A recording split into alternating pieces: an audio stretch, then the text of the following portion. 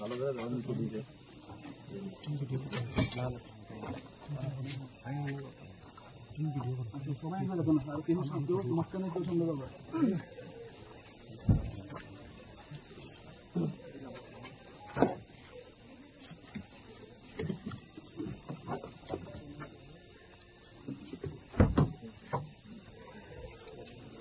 এদিকে সামনের দিকে আয়, সামনের দিকে আয় করেন, এই সাইডে আয়।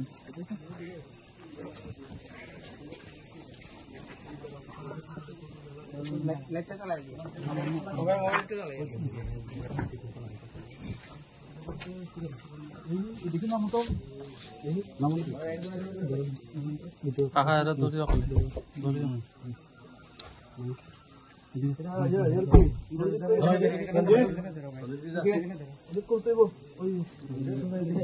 আপনার নামটা কি? দাদা আপনার নামটা কি? হ্যালো দাদা, নামটা কি?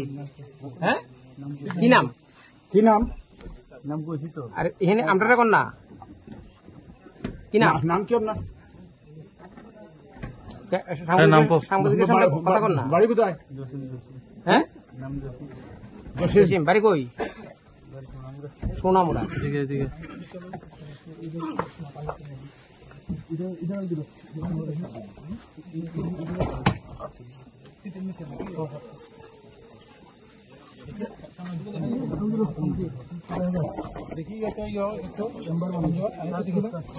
ওই চেম্বারটা। ঠিক আছে, চলো।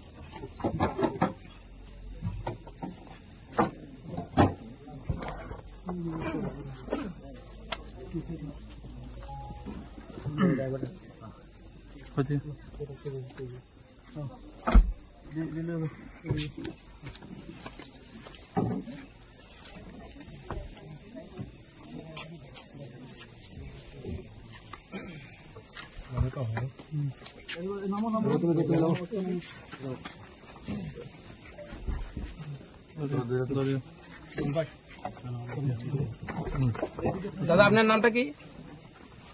নাম কি? হ্যাঁ, বাড়ি কই? কি হয়েছে এখানে? তো কইতে পারেন না।